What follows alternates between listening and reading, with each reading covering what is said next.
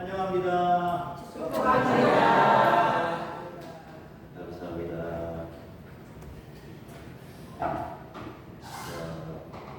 오랜만에 여러분들 다시 1년 만에 뵙게 돼서 감사합니다. 더 작년보다 자리가 더 많이 채워진 그런 느낌일까요? 실제로 더 많아지셨나요? 더 건강해진 것 같고 평안한 모습 가운데 다시 뵙게 돼서 감사합니다. 오늘도 하나님께서 말씀 가운데 우리에게 친히 말씀하시고 우리의 삶에 새로운 운동을 주고 우리에게 말씀 베풀으실 때에 우리가 아멘으로 받아들이기를 원합니다. 저를 사랑하고 축복해 주셨는데 옆에 분에게도 한번 인사하기를 원합니다. 이스라엘 사람들은 이렇게 인사를 한다고 합니다. 샬롬, 늘 그렇게 인사를 하죠. 근데 이스라엘 가서 보니까 어떤 사람은 샬롬 하고 어떤 사람은 샬롬 막 하면서 달려가서 막 호응을 하고 하더라고요. 그래서 그걸 보니까 샬롬은 반가울 때 그냥 일상 인사로 지나가면서 그냥 모르는 사람이라도 샬롬 얼굴만 마주치면 샬롬이고, 그 다음에 아는 사람은 반가우니까 샬롬 한다. 그리고 굉장히 반가운 사람은 샬롬 한대. 그래서 가서 막 길을 알아주더라고요. 그러니까 멀리 앉으셔서 못 아는 건 할 수 없지만 가까이 앉으신 분들은 앉으시면서 샬롬 손을 잡으시면서 샬롬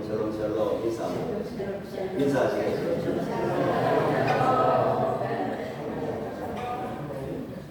장로님들 굉장히 왜 멀리 하시죠? 예, 샬롬. 너무 많으면 과유불급이라고 그러죠. 경망스럽게 막 5번 이렇게 하지 않고 3번 이렇게 샬롬 하면서 아주 반가운 그렇게 표시한다고 합니다. 하나님 앞에 우리가 나올 때에 하나님께서 그 샬롬의 평강을 우리에게 베풀어 주시는 일이 있습니다. 오늘 로마서 14장의 말씀으로 서로 먼저 하라 그런 말씀으로 말씀의 제목으로 우리가 함께 나누기를 원합니다. 저는 인도네시아에서 이제 16년 차 이렇게 선교 사역하고 있고, 여러분들이 처음에 아무것도 모르고 군대 제대하고 무명한 목사님이 계실 때에 저희 아버지가 엄마 이거 가만히 놔둬가지고 뭐 어디 가서 뭘 배우겠어요? 좀 가르쳐 주세요. 해가지고 제가 와서 처음 배우면 그렇지 않습니까? 여러분 농사 처음 할 때 기억나시는지 모르겠습니다만 시행착오도 겪고 여러 가지 문제가 있고 실수가 있고, 그래서 또 잘 1년을 배워서 대구로 갔더니 그때 배운 것들이 얼마나 잘 쓰임새 있게 이렇게 사용되어졌는지 모릅니다. 부족하고 무능했던 그런 사람이지만 잘 길러져서 또 계속 반복 숙달이 되어진 하나님께서 그렇게 훈련하시는 것 같습니다. 우리 인생 가운데 각자 베풀어 주신 사명과 또 해야 할 일들 가운데 주님께서 우리를 여전히 훈련하시고 연단하시고, 그렇게 어떻게 보면 반복되는 그런 고난 속에 있는 것 같지만 하나님께서 여전히 우리와 함께하고 동행하고 계셨고, 또 주님께서 더 많이 우리보다도 힘들어하고 우리를 바라보면 힘들어하고 계시지 않았는가, 그런 모습들을 오늘 바라볼 수 있기를 원하고, 특별히 오늘 말씀을 통해서는 지금 아까 샬롬 하셨던 형제들을 더 새롭게 바라보는 눈이 열렸으면 좋겠다 하는 그런 깊은 마음에서 오늘 이 말씀을 함께 공유하게 됩니다. 인도네시아는 많은 섬들의 나라다 이런 뜻이 있고요. 인구 대국으로서 4번이죠. 제일 1번이 누굽니까? 인도가 지금 중국보다 많아졌습니다. 인도, 중국, 그 다음에 미국, 그죠? 그 다음에 인도네시아. 2억 8천만이라고 한 20년 전 통계를 들이대는데 그 사이에 3억 정도 인구를 뺏을 것이다. 그렇게 생각하고 있고, 3억 인구의 87%가 이슬람입니다. 굉장히 많은 인구죠. 그리고 그 중에 10% 가까운 인구가 기독교 인구입니다. 3억의 10%면 얼마죠? 3천만 명의 기독교 인구입니다. 오늘 우리나라를 볼 때 저희 어릴 때는 기독교 인구가 40%에 육박했습니다.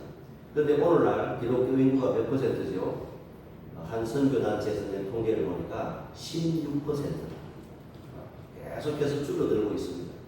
코로나를 통해서 또 여러 가지를 통해서 또 하나님이 그 알고 그걸 까불고 계시는지 처음에 많아 보였던 여드로 다 날아가고 쭉정이는 밖으로 그쪽 교회 앞에 애들 오래 있잖아요. 굉장히 영중한 심판의 노래입니다. 그 노래가 나중에 생각해보니까 알고 보면 안으로 환란이 닥치고 힘든 일이 닥칠 때마다 점점 그 진가가 드러나게 되어 있는데 우리나라 기독교 인구들은 16%까지 줄어들었습니다. 진짜 기독교 인구들은 몇 퍼센트인가 할 때 주님께서 아시죠? 자신도 자신의 믿음을 스스로 모르고 방황할 때가 더 많은 것 같습니다. 인도네시아 사람들은 저희가 출국한 지가 거의 이제 2달이 다 돼가는데 매년 이렇게 한국에 와서 아이들이 5월 마지막 주면 학년을 마치고 또 8월 둘째 주면 신학기를 시작하니까 뭐 2달 사이 방학에 또 한국을 방문해서 저희 아버지도 어느새 올해 만 90이 됐습니다. 어른도 찾아뵙고 또 한국 교회들도 방문하고 그런 시간을 하나님 주셔서 참 감사하게 이렇게 한국을 방문하고 있는데 작년에 이어서 또 태화교회를 다시금 방문할 수 있도록 초대해 주시고 불러주시고 이 목사님과 다음에 감사를 드립니다. 인도네시아는 5월 18일이 예수님 승천 기념일이었습니다. 작년에도 이 말씀 드린 적이 있는데 인도네시아는 교회 칼렌더 속에서 우리가 포도 감사주일도 예전에 했고 감사주일 있고 또 맥주 감사주일이라 해서 1년의 절반을 보낸 것이 감사하다 하고 또 맥주 절기가 있고 조금 지나다 보면 이제 성령 강림 몇 번째 주일이다 해서 이렇게 지키고 있고 좀 지나다 보면 이제 대림절, 대강절이라고도 하는 그 대림절을 통해서 기독교 달력이 교회 달력이 시작이 됩니다. 우리 양력 달력은 1월 1일부터 시작이 되지만 또 음력 달력은 또 다르지 않습니까? 교회 달력은 언제부터 시작되냐 하면 예수님 오심을 기대하고 주님의 강림을 고대하는 대강절, 그 대림절부터 교회 달력이 시작되는 것이죠. 그 달력이 또 성탄을 맞으면서 계속해서 달력이 이어지게 되는데 예수님이 우리 위해 죽으셨다가 부활하시고 또 많은 제자들에게 많은 성도들에게 보이셨다가 그리고 부활 승천하실 때에 그 승천하실 때에 많은 사람들이 그 모습을 보았습니다. 너희가 본 그대로 모습 본 그대로 내가 다시 오리라. 그러니까 올라가는 사진은 내려오는 사진일 수도 있어요. 내려오는 사진일 수도 있는 그런 모습이고 인도네시아는 5월 18일을 달력에 빨간 나무를 해서 87%나 되는 무슬림들도 예수 성천을 기념합니다 하면서 예수 믿는 사람 만나면 그렇게 인사하고 전 국민이 빨간 날에서 지켜 쉽니다. 인도네시아 노는 날도 많고 쉬는 날도 많습니다. 5대 종교가 지금 6대 종교인데 6대 종교 기념일 축일 때마다 다 쉬니까요. 그러니까 노는 날도 많고 쉬는 날도 많고 그렇습니다. 특히 87% 3억의 87%나 되는 그 이슬람 그 중에서도 반리는 400만 인구가 살아가는데 대구시보다 훨씬 크지 않습니까? 섬 크기는 제주도 3배만 합니다. 그 3배 많은데 사는 인구는 400만 명 그리고 관광객이 400만 명 지금 그 조그마한 섬에 800만 명이 그렇게 800만 명이 있습니다. 그 800만 명 가운데 그 발리 사람들은 400만 명인데 그 중에 99%가 힌두 인구입니다. 힌두인들은 발리에만 모여서 99% 비율로 그렇게 힌두 신앙을 열심히 섬기면서 살아갑니다. 그들이 믿는 신은 인도에서 왔습니다. 인도에서 온 여러 많은 신들이 있는데 인도에는 카스트 제도라고 해서 계급이 있습니다. 각 계급이 있어 불가촉 천민이다. 대일 수도 없는 천민이다 하는 불가촉 천민들이 있고 점점 올라가면서 계급에 따라서 믿을 수 있는 신에도 급수가 있습니다. 믿을 수 있는 신에도 한계가 있는 것이죠. 그래서 밑에 불가촉 천민들은 높은 사람들이 뭐 왕족이나 이런 사람들이 믿는 그런 신을 섬길 수도 없습니다. 그런데 이 힌두가 전파되면서 인도네시아에 와가지고는 인도네시아에는 이름만 그 카스트 제도의 흔적이 남아있죠. 아, 누구는 농사하는 사람이구나, 누구는 공업에 농사하는 사람이구나, 이름 속에 그 카스트 제도의 흔적이 남아있는데 어떤 신이든 자유롭게 믿을 수 있으니까 발리에 와서 이 힌두가 아주 꽃을 피우고 폭발적으로 발전하게 됐습니다. 그래서 얼마나 제대로 진실하게 힌두를 사람들이 섬기는지 발리 사람들 간에는 도둑이 없습니다. 거짓말도 못합니다. 왜냐하면 물건을 하나 훔쳐오면 거기 깃들었던 신이 우리 집에 따라온다고 생각합니다. 그리고 아침마다 제물을 동서남북으로 드립니다. 그래서 지나가던 여러 신들이 복 주세요 이런 의미가 아니고 제발 우리 집에 들어오지 말아주세요. 우리 집에 와서 우리를 좀 귀찮게 하지 말아주세요. 왜냐하면 집안에 있는 그 적어도 3개, 5개, 막 10개나 수십 개 섬기는 그 신들을, 자기는 섬기는 신들이 다 집안에 있습니다. 바울이 고린도에 갔을 때 그 고린도 사람들이 신들을, 이방 신들을 잘 섬기고, 혹시 우리가 몰라서 못 섬기는 신이 있을까? 세상 모든 신을 우리가 다 섬겨야 할 텐데 몰라서 못 섬기는 이름 모르는 신에게 하고 그렇게 이야기하니까 바울이 거기 가서 뭐라 그랬어요? 내가 너희들이 모르는 이 이름 모르는 신에 대해서 알려주겠다 하고 바울이 그렇게 전도했던 적이 있었는데, 정말로 힌두인들은 별의별 신들이 다 있습니다. 또 바알세복이라고 하는 파리 섬기는 신도 있습니다. 하얀 보시래기 밥을 밖에 내놓으면 하얀색이 보이지 않을 정도로 까만 파리들이 많습니다. 어떻게 파리신을 섬기는 줄 알고 그렇게 파리들이 하얀 그 보시래기 밥을 내놓으면, 양지 바른 데 내놓으면 가만히 덮여있어 쫓아다 나가. 신기합니다. 이것들이 속에 진짜 신이 깃들었는지 하나님 만드신 피조물인데, 예, 그렇게 진실하게 섬겨가는데 그 사람들 스스로. 그리고 힌두 사원에 가가지고 재물을 메고 갈 때면 얼마나 무겁게 메고 갑니다. 사흘에 한 번씩 제사가 있습니다. 집안 제사, 마을 제사, 종시 제사, 그 두 마을 연합 제사, 별의별 제사들이 다 있습니다. 1년에 큰 제사가 2번 있고, 또 힌두 신년을 맞는데, 힌두 신년에는 비행기 공항도 불을 닫습니다. 전 발리가 불을 닫거든요. 인도네시아 전체가 그런 건 아니고 힌두를 섬기는 발리. 공항도 불을 끄고 전체가 불을 끄고 그렇게 깜깜한 상태에서 불도 못 켭니다. 가스레인지도 못 켜고 음식도 못 지어 먹고 하루를 깜깜한 데서 지내다가 아침에 붉게 떠오르는 배를 딱 보면 뭐처럼 보여요? 뭐 위대한 신의 눈알처럼 보이는 거예요. 빨갛게 그렇게 보이니까 그걸 보고 또 절을 하고, 그 속에 참 여러 신들 속에 얽혀 사는 그런 복잡하고 참 골치 아픈 신앙생활을 하고 있는 그런 힌두 사람들이 살아가는 발리에서 저는 신학교 학생들 양육하면서 그들이 그 사이에 시간이 되니까 그 학생들이 졸업하고 목회를 시작하고 하면 목회를 돕고, 또 교회를 건축하게 되면 교회 건축도 돕고, 그래서 여러 사역자들과 함께 생활하면서 학생들에게 가르치면서 그렇게 들어왔습니다. 한 십수년 이렇게 일하다 보니까 눈에 보이는 것이 있는데, 그렇게 신학생들이 100명이 들어오면 100명이 다 졸업하면 좋겠지만 20명이 못되게 졸업을 합니다. 나머지는 돈 벌러 세상으로 다 나아가는 거죠. 대만은 대마라고 성경에 세상을 사랑하여서 예수님의 제자로 예수님을 열심히 따라다니다가 세상을 향하여 나아갔고, 뭔가 안 맞았겠죠. 수지 타산이 안 맞았을 겁니다. 이해관계가 예수님 계속 따라다니기에 자기 이해관계가 안 맞았던 거겠죠. 세상으로 돌아가는 겁니다. 신학교 들어왔다가 어떤 이유로든지 또 뭐 주로 경제적인 이유입니다. 세상으로 돌아가고 학생들이 몇 명 남지 않고, 그들 중에 목회하는 사람은 한두 명 있을까 말까 하다 보니까 유치원이 더 어릴 때로부터 어린 생명들을 잘 길러서 그들이 성장해서 신학교에 들어오면 얼마나 좋을 것인가. 그래서 하나님께서 기쁜 기회에 이렇게 유치원 사역을 시작하도록 했습니다. 작년에 와서 제가 예언이가 스케치하고 있다 이렇게 말씀을 드렸는데, 그 스케치했는 걸 바탕으로 해서 지금 이제 3층 건물로 옥탑까지 해서 거의 4개 층을 이렇게 쓸 수 있도록 그렇게 건축을, 설계도 하는 데마도 3,500만 원이 들었습니다. 그러니까 인도네시아는 허가 내고 이게 쉽지가 않거든요. 시간이 오래 걸리고, 작년 11월 3일 날 기공 예배를 드렸는데, 바로 제가 출국하기 전에 이제 설계도 완성이 돼가지고 관청에 서류가 겨우 들어갔습니다.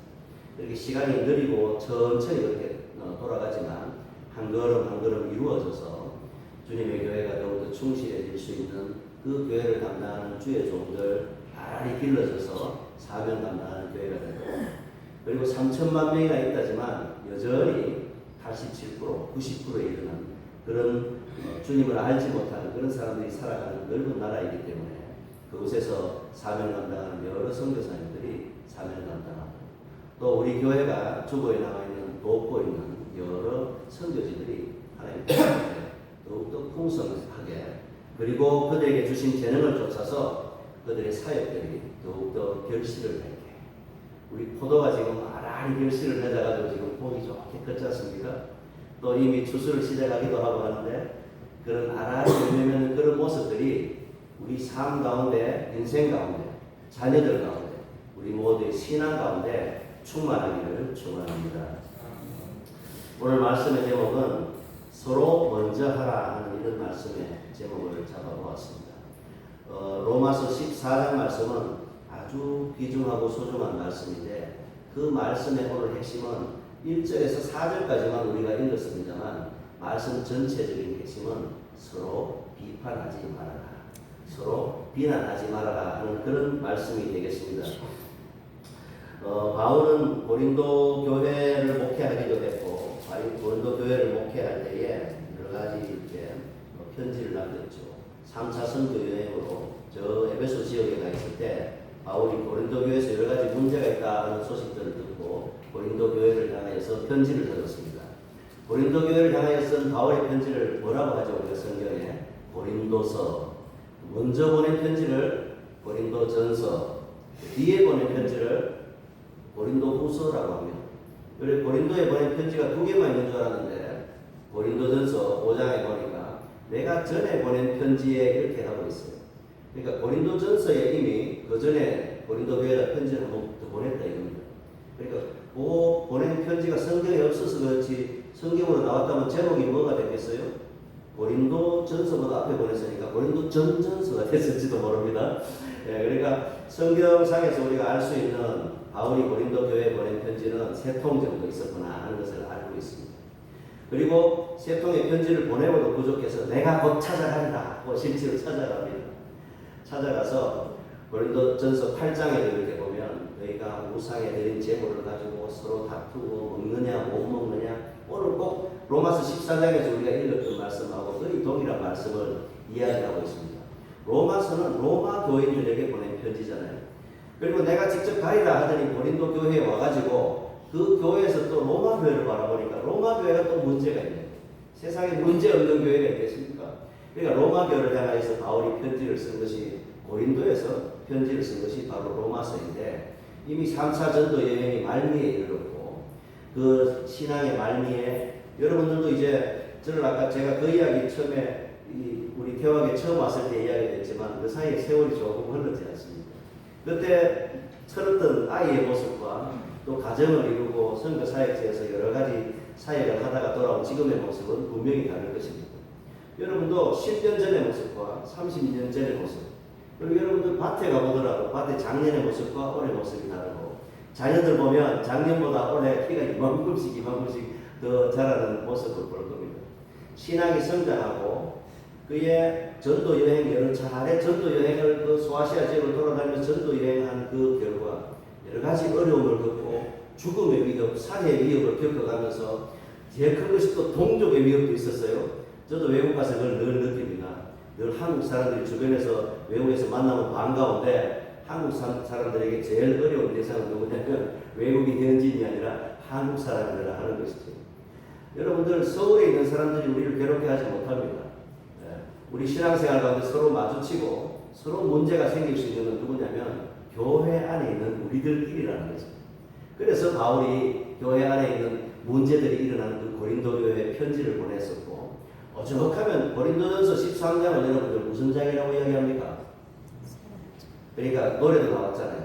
사랑은 언제나 오래 참고 하고 찬양도 만들어서 부르고 있는데, 그거는 바울이 고린도 교인들이 사랑이 많아서 그렇게 한 것이 아니라 고린도서를 몇 차례 읽다 보면 바울의 이런 심정을 느낍니다. 아니 사랑은 오래 참는다더니 오래 참는 모습이 너희들한테 어디 있느냐? 그래서 고린도 교회를 꾸짖는 거예요.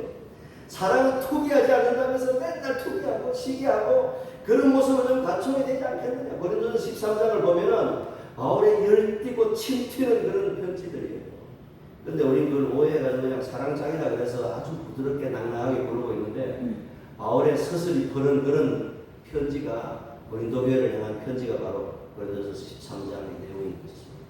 그리고는 시간이 지나고 세월이 지나 신앙의 인격이 다듬어지고 여러 고난을 받은 후에 사도 바울의 그 신앙의 인격의 최정점에서 그가 기록한 편지가 무엇이냐면 바로 로마서가 되겠습니다. 로마서 뒤에 고린도서가 있지만 고린도서보다 로마서가 뒤에 썼죠. 그래서 그 신앙의 완숙 단계에서 로마 교회 교인들을 향해서 쓴 편지의 내용이 고린도전서와 비슷합니다. 왜냐하면 고린도 교회나 로마 교회나 교회 모습들이 되게 비슷했기 때문인데 성도들 사이에 초신자들은 그 아까 빨리 이야기했지만 그 모든 재물들을 사원에 바치니까 사원에 바친 넘쳐나는 그 과일들, 그 제수용품들을 다 어떻게 하겠습니까? 시장으로 대답합니다. 그럼 시장에 가서 우리가 사가지고 먹는 그 과일들에는 뭐가 있습니까? 뭐가 있겠습니까? 그 속에 귀신이 뚫고 들어가겠습니까? 별거 없는데도 예수 믿는 사람들은 그 시장에 먹을 사서 먹을 때 아이고 이거 저 힌두 신에게 절하고 분양하고 막 향내 맡은 과일인데 이걸 어떻게 먹겠어? 하고는 못 먹는 거예요. 근데 어떤 사람들은 야 이 등신아 그 하나님이 만드신 아름다운 탐스러운 과일을 왜 못 먹노? 귀신이 그 안에 산다 하더나 하고는 과감하게 먹는 거예요. 그러니까 교회 안에 어떤 문제가 생기느냐? 이건 신앙의 정도의 문제고 수준의 문제다 하면서 막 못 먹는 사람들 수준 낮게 보고 깔보고 업신여기기 시작하는 거예요. 그러니까 교회 앞에 분란이 끊이지가 않죠. 그러니까 연약한 자를 귀히 여기고 그 사람을 각각 자기보다 낮게 여기라고 그렇게 이야기했더니 낮게 여기기는커녕 낮게 여기는 그러니까 바울이 이 로마 교인들에게 이런 편지를 보내고 있는 것입니다.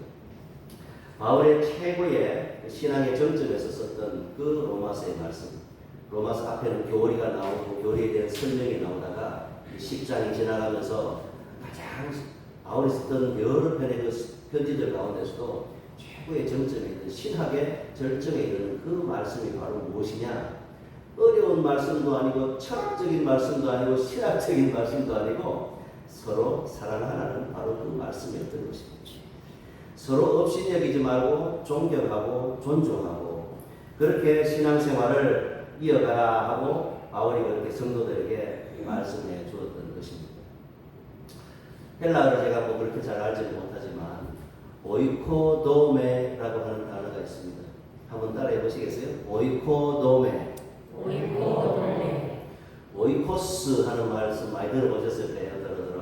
오이코스 하면 집이다, 가정이다, 홈 이렇게 편안한 집을 이야기할 때 오이코스 이야기하고 도메가 뭐냐면 왜 좋은 건물, 훌륭한 건물들 위에 보면 위에 동그랗게 얹어놓은 걸 뭐라 그럽니까? 도움이라 그러죠. 옛날에 건물들이 모양이 모두 형편없이 막 흙담으로 아무 때나 지어가지고 건물이 모양이 없으니까 그래도 집이라고 건물이라고 부를 수 있는 건 도움을 얹은 것이 집이다 그래가지고 도움은 또 이 건물이다 이런 뜻이 있습니다. 그래서 오이코도메라고 했을 때 건물을 세운다 이런 뜻이 있는데 건물을 세운다, 좋은 건물을 세운다 이런 뜻이 있는데 이것이 성경 안에서 교회 안에서 이야기되어질 때는 교회를 세운다 이런 뜻이 있습니다. 그러니까 집을 세운다는데 어떻게 교회를 세우는가? 왜냐하면 우리가 개개인이 뭡니까? 교회이기 때문에 그렇습니다. 우리 개개인이 모여서 만나서 함께 공부하는 것이 뭡니까? 가정이고 그 가정 역시도 교회이기 때문에 그렇습니다. 여러분들이 식탁에 교제를 나누고 밥상을 함께하는 그곳이 바로 어디입니까? 그곳이 바로 교회입니다.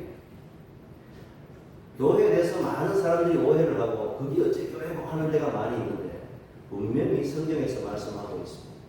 가정이 교회이고 내가 교회이고 두세 사람이 모여서 식탁에서 기도하고 예배하고 하나님 말씀을 듣는 때 그곳이 교회이자 그 교회들이 모인 이곳이 교회 공동체라는 것입니다. 예배당과 교회를 혼돈하고 살아가는 거죠. 그래서 오이코도메라고 하는 말은 서로 그 집을 세워줘라. 서로 이 교회를 보강해줘라. 그래서 여러 교회들이 지금 이 자리에 함께 모여있지 않습니까? 서로를 바라보면서 서로의 모습을 더 세워주고 그래서 교회 안에서 덕을 세우는 걸 가지고 뭐라 그럽니까? 건덕이라고 하지 않습니까? 그 건덕의 모습이 바로 오이코도메라는 이 단어의 뜻이 되는 것입니다. 여러분들이 서로를 향하여서 서로를 세워주는 그런 기쁨이 우리 가운데 가장 가득하기를 원합니다. 에베소서 4장 12절에 보면 이런 말씀이 있습니다. 다양한 부르심에 따라 온전하게 하여 봉사의 일을 하게 하며 에베소 4장 12절입니다. 다양한 부르심에 따라서 하나님께서 여러분들을 어떻게 부르셨습니까? 장로로, 집사로, 권사로 또 교회 앞에 여러 가지 사명 감당하는 사명자들로 하나님께서 부르셨다고 할 때에 각 다양한 그 모습대로 하나님께서 부르시고 우리를 온전하게 하심으로 봉사를 하게 하시는 것입니다. 우리가 비록 연약함에도 우리가 하나님 앞에 나와서 봉사할 때 하나님께서 우리를 온전하게 하신다는 말씀입니다. 또 밥을 짓고 오늘 사모님께서 식사를 준비하셨다고 들었어요. 미리 나가서 준비하고 남들이 오기 전에 미리 예비하고 준비하고 성전을 깨끗하게 하고 주님의 몸을 닦듯이 이 성전을 깨끗하게 하는 그런 모습이 하나님 기뻐하시는 모습이자 그리스도의 몸을 세우는 그런 행동들, 그 행위들을 가지고 다름이 아닌 교회라고 부르는 것입니다. 그 모습이 교회인 것이죠. 우리가 교회를 이야기할 때 그리스도는 교회의 머리요라고 이야기합니다. 그러면 우리는 그 지체들, 몸이라고 이야기하지 않습니까? 누구는 팔이 될 수도 있고 손이 될 수도 있고. 근데 저는 흔히 표현할 때 목사님은 그러면 어느 지체겠습니까? 목사님 심장이겠습니까?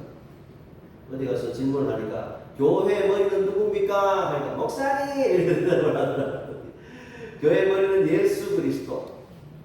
그래서 형상의 그림을 잘 그리셔야 됩니다. 예수님이 머리고 우리는 그 지체들인데 서로 지체들이 서로 섬기면서 서로 먼저 일을 감당하고 어떤 물건을 옮기거나 청소하거나 할 때 손이 발이 막 먼저 움직이지 않습니까? 손발 움직이기 전에 뭐가 움직입니까? 네, 마음이 먼저 움직입니다. 마음이 움직이기 전에 뭐가 움직입니까? 생각이 움직이잖아요. 이렇게 빨리 움직여가지고 일을 하는데 그 몸이 교회 안에 그리스도의 몸으로서 함께 하고 있다는 것입니다. 그렇다면 교회가 그리스도의 몸, 우리가 몸된 주님의 교회라고 하지 않습니까? 그러면 이 전체가 그리스도의 몸이고 우리들이 그 지체의 지체인데 그 지체 가운데 목사님은 어느 지체겠어요? 저는 흔히 표현합니다. 목사님은 엄지손가락도 아니고 엄지발가락도 아니고 새끼발가락일 거야. 왜냐하면 목사님 그 삶을 드리고 인생을 드리고 헌신해서 여러분들을 섬기고 함께하고 비록 이 강대상이 좀 높기는 하지만 항상 높이에 있는 것이 아니고 밑에서 여러분들을 섬기고 돌보는 역할을 하기 때문에 발가락 중에서도 엄지가 아니고 새끼발가락으로 사명감을 하죠. 그것이 목사님의 자세가 아닐까. 그런 자세로 목양하시는 것이 아닐까. 그렇다면 여러분들 이 교회 안에서 여러 지체들이 있는데 손도 있고 몸도 있는데 발은 교회 안에서 어디에 있겠냐 하고 제가 여쭤봅니다. 예수님의 발이죠. 예수님의 발에 새끼발가락 목사님이 붙어 있는 거예요. 예수님의 몸된 주님의 교회에 주님의 발은 어디에 있겠느냐 하는 겁니다. 예수님이 롱다리라고 쭉 다리를 뻗어서 저 교회 밖에 예수님의 발이 있느냐? 교회 안에 발이 있는 거예요. 지금 이 자리에 예수님의 발이 있습니다. 예수님의 발은 어떤 발이에요? 냄새나는 발. 예수님은 하나님의 아들이고 신이라서 발냄새가 안 납니까? 발꼬랑내가 납니다. 왜냐하면 제자들하고 같이 있으면 표시도 안 납니다. 누가 선생님인지 누가 제자들인지 표시도 안 납니다. 그저 뭐 말에 권세가 있고 위험이 있어서 선생님인 줄 알아볼 뿐이지 그 입은 옷이 똑같고요. 그 신은 샌달이요. 큰 먼지 바닥을 뛰어다니고 굴러다니고 온막 땀 범벅이 되고 몇 킬로씩 뭐 4kg, 40kg 걸어다니느라고 그 발에 물집이 잡히고 땀에 먼지가 묻어가 반죽이 돼가지고 막 아주 쪼대처럼 이렇게 진흙처럼 발에 그렇게 붙어 있을 거란 말이죠. 그 발이 냄새가 안 나겠습니까? 샌달은 가죽입니다. 가죽이 땀이 베이가 말랐다, 굳었다, 말랐다, 젖었다 하면은 그 가죽 신발이 냄새가 안 나겠습니까? 냄새 납니다. 예수님의 몸에 냄새가 많이 납니다. 씻지도 않고 제자들하고 함께 다니다 보니까 냄새가 많이 나는 거죠. 그 냄새나는 예수님의 발에 어떤 여인이 다가와서 울면서 그 발을 적시고 그 예수님의 발을 자기의 아름다운 머리카락으로 예수님의 발을 닦아줘. 그리고 자신이 평소에 평생 모아왔던 아름답게 간직했던 그 향수병을 꺼냅니다. 나아드라고 하는 최고급 그 향수를 나도 언젠가는 신랑을 만났을 때 이 여인의 직업은 우리가 알다시피 떳떳한 직업이 아니지 않습니까? 남성들을 상대하는 그런 여성으로서 수치스러운 직업을 가지고 있지만 그래도 내 마음에 순정이 찾아왔을 때 나도 결혼이라는 걸 해서 가정이라는 걸 꾸몄을 때 첫날 밤에 신랑의 머리 위에 한 방울, 침상에 한 방울 떨어뜨리는 그 귀한 향수를 예수님의 발에 통째로 깨뜨려서 내가 어디에 또 쓰겠나 이걸. 그래서 참 사랑을 만나고 내게 생명을 주시고 생명수를 주셨던 그 예수님을 만나니까 그 예수님이 이제 예루살렘으로 마지막 여정을 향해 가실 때에 그 예수님의 장사를 예비하며 준비하며 깨뜨렸던 그 향수, 여러분들 그 냄새가 오늘도 우리 교회 안에 가득하게 진동하고 있는데 그 여인의 이름이 뭡니까? 마리아인데 그 동네 마리아입니까? 이 마리아의 떤 이름이 뭐죠? 마르다. 마르다의 오빠 이름은 누굽니까? 나사로. 나사로, 마르다, 마리아는 어느 동네에 살았습니까? 나사렛. 베다니. 네, 나사렛 동네 사람은 좋은데 동네에 못 삽니다 이 사람은. 베다니 하는 아니 하는 삶이 아니 하면 슬프다는 이야기예요. 베 하면 집이라는 뜻이고 슬픔의 집이 어디냐? 예루살렘 성에 마을에 함께 살 수 없어서 쫓겨나서 멀리 격리되어서 외진데 살아가는 김철도 있었어요. 옛날에 그죠? 격리되어 살아가는 그 한센시병을 가지고 살아가는 그 사람들, 그 가족, 예수님이 거기에 자주 찾아오시고 나사로가 죽었다 하니까 자 우리가 잔 나사로를 깨우러 가자 하고 예수님 막 달려오시고 예수님이 이들을 얼마나 사랑하고 얼마나 진정으로 위해 주셨길래 그가 예수님으로부터 생명을 받고 생명수를 얻었을 때 참 사랑할 대상이로구나 하고는 예수님의 마지막 가시는 길에 그가 이런 귀한 행위를 하였습니다. 발은 누구인가 했을 때 오늘 이 시간에도 예수님의 발이 우리 교회 안에 있다고 했습니다. 슬픈 마음 가지고 나오고 큰 근심을 고민을 안고 나오고 그리고 좀 전에 말도 우회나는 일을 들고 온 분들 있을 겁니다. 또 어떤 내 힘으로 해결할 수 없는 염려, 근심, 걱정거리가 있어서 주님 앞에 나와서 기도하고 또 자녀들을 위해서 또 부모님을 위해서 염려하면서 그런 분들이 반드시 있을 겁니다. 그 분들을 우리가 교회에 왔을 때 앞만 보고 앉으니까 뒤를 안 보니까 모르잖아요. 교회 보면 차례대로 이렇게 앉는 것이 아니라 함께 서서 교제하는 공간이 있으면 좋겠습니다.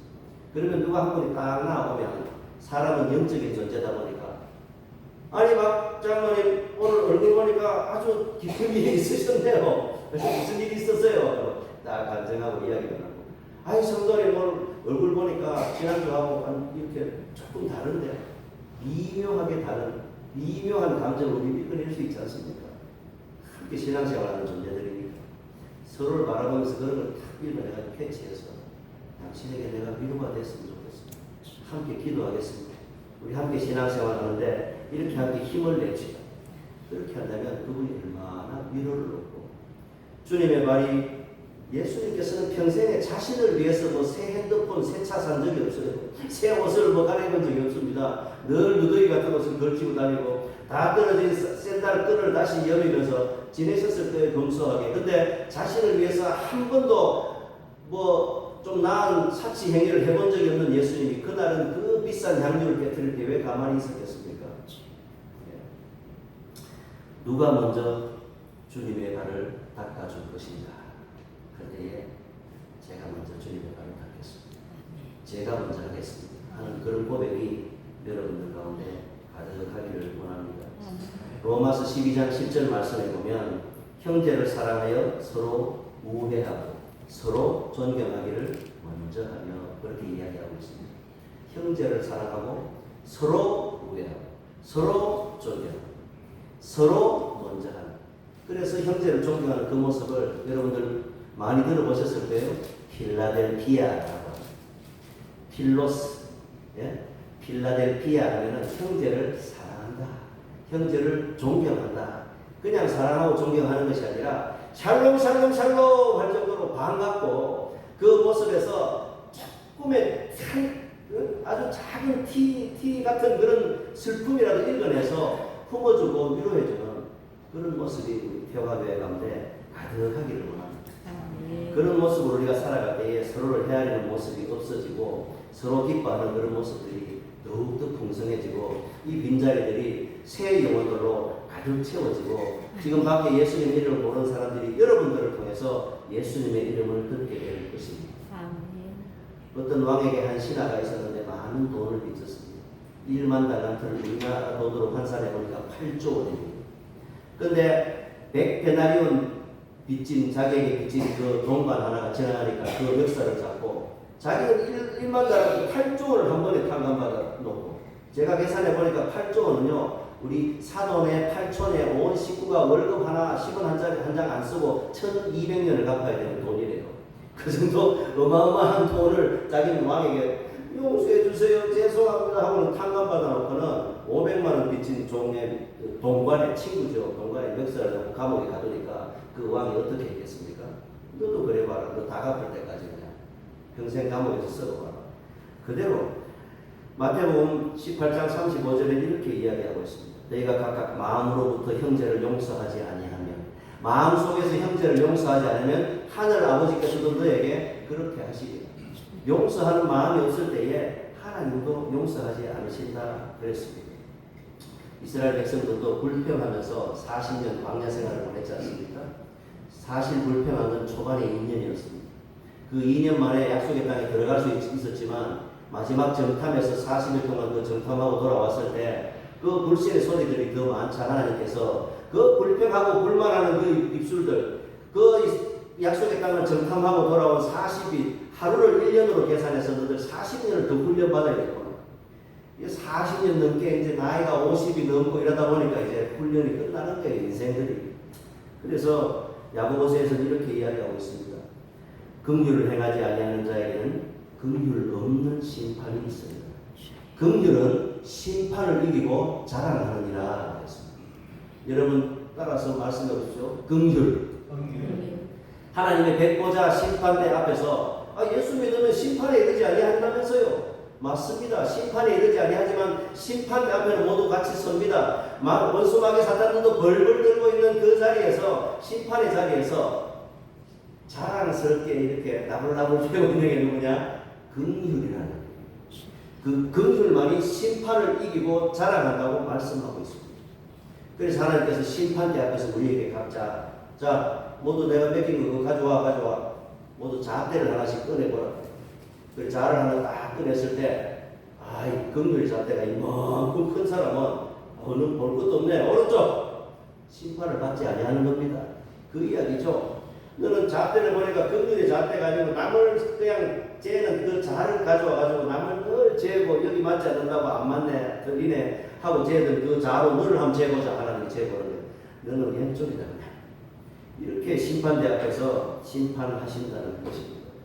그래서 산산수훈에 가르치실 때도 긍휼히 여기는 자는 복이 있나니 그가 긍휼히 여김을 받는다. 하나님께로부터 긍휼히 여김을 받는다. 하나님께서 우리를 긍휼히 여기시면 심판이라도 두렵지 않게 된다는 것입니다. 그래서 우리가 주기도문을 여러분들 암송하실 때 그러지 않습니까? 우리가 우리에게 죄 지은 자를 하나님 나도 드디어 내게 죄 지은 사람을 용서할 수 있게 됐습니다. 그러니까 내 죄도 용서해 주십시오 하고 주기도문 외우지 않습니까? 내가 먼저 형제를 용서할 수 있는 상태가 되었을 때 주님께서 나를 용서하시는 것입니다. 살아가다 보면 그런 일이 많습니다. 그렇지만 우리 속에 생명의 성령의 법이 우리 속에 관계하고 작용하여서 우리의 신앙의 관계들이 더욱더 굳어지고 짙어지고 더욱더 끈끈해서 세월이 갈수록 더욱더 아름다운 하나의 공동체의 모습으로 되어지는 개바의 교회 되기를 축복합니다. 기도하겠습니다. 하나님의 은혜와